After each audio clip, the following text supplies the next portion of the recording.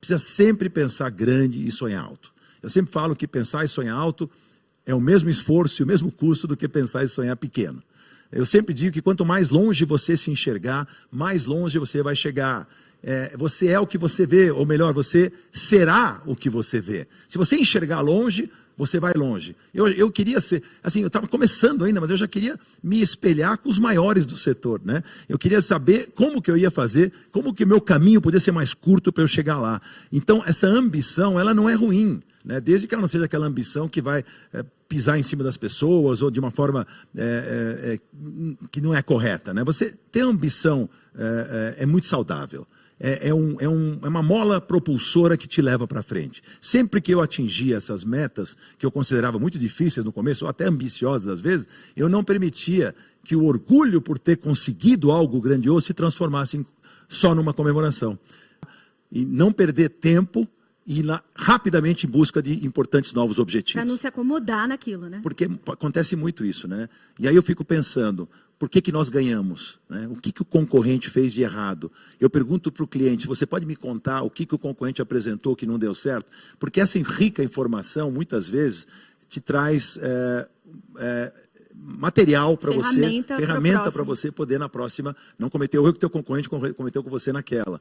E quando a gente perde, eu pedia sempre reunião com os clientes, etc., para entender onde nós erramos, o que eles não gostaram. A gente às vezes achava que era tão bom o trabalho que a gente apresentava, mas eu sempre falava, tem que buscar o motivo, tem que entender. Tudo na vida, em todos os negócios, é um grande aprendizado o tempo todo. É uma escalada de aprendizados. E você tem que estar muito atento a tudo que está acontecendo em volta de você. Tudo está acontecendo na empresa. Às vezes um estagiário te traz uma informação riquíssima, que é melhor até do que de um presidente da empresa. Então, eu sempre tive essa insaciável curiosidade de entender tudo que está acontecendo dentro do meu próprio universo. Quanto mais do universo de fora, que eram as grandes referências. Então, toda grande conquista se transformava, além dessa satisfação, num novo estímulo. Esse estímulo que eu percebi que fosse esse tal do trampolim para ir mais longe. Então, que a nossa maior necessidade na vida é ter alguém que nos leve a fazer tudo do que nós somos capazes, né?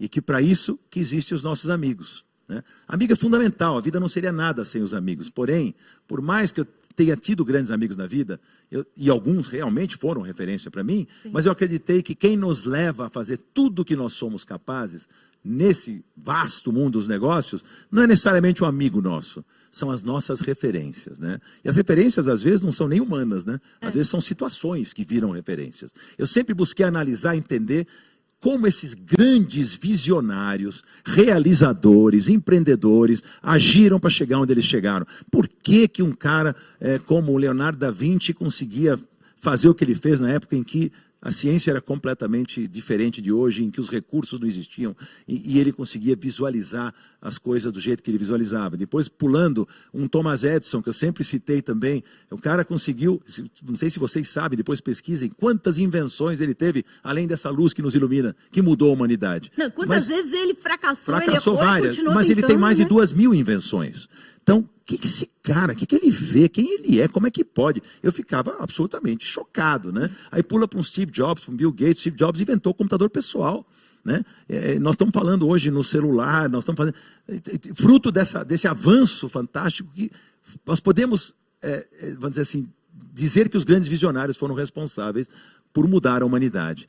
Isso também, no universo menor de empreendedorismo, olhar esses grandes empresários, investidores, esses caras fora da curva, por que eles conseguem chegar onde eles chegaram? Então, eu sempre observei e estudei a biografia desses caras. Faço isso, vocês não têm noção o quanto isso pode ajudar vocês no seu próprio desenvolvimento, né? Essas observações são úteis até em decisões importantes que a gente acaba tomando na vida. Muitas das minhas decisões foram baseadas em observações que eu fiz de várias situações e de pessoas, né? Então, eu não só me inspirei em muita gente, como acabei também, foi muito honrado isso para mim, mas eu servi também de inspiração para muitos profissionais, principalmente porque eu tive a oportunidade de fazer um programa de televisão, sucesso naquele momento. Isso não garante o seu futuro. Então, quando você, de novo, quando você inova, quando você age dessa forma, quando você pensa um pouco diferente, fora da caixa, você consegue mais resultados, que é o que nós estávamos falando até no começo, né? Então, no mundo de hoje, gente, ele evoluiu mais nessas últimas 3 décadas do que nos 2.000 anos anteriores. Você imagina ter negócio no mundo de hoje? Se você não pensar em inovação, você está morto. Porque daqui 6 meses, aquilo que era uma verdade nesse momento já não é mais, né? E tem alguém sempre inventando algo novo que vai mexer de certa forma com a sua vida, com o seu negócio. Eu nunca tive medo de inovação. Tanto que eu passei da publicidade para a televisão, mantive meus negócios, que eu tive o maior grupo de comunicação do Brasil, sócio do maior grupo de comunicação do mundo, vendi meus negócios alguns anos atrás e hoje me dedico ao mercado financeiro e tecnologia, acumulando essa experiência como empresário, né, e articulando tudo que eu sei para tentar exponencializar ainda mais a minha atuação no mundo dos negócios. Não importa, né, eu tenho negócio na área de tecnologia, que eu não sou um expert em tecnologia, mas eu não preciso ser, porque eu tenho a cabeça de negócios. Então, na estratégia de negócio, tanto faz qual tipo de negócio, desde que eu esteja dando a ele a minha visão, né, e ajudando essas pessoas.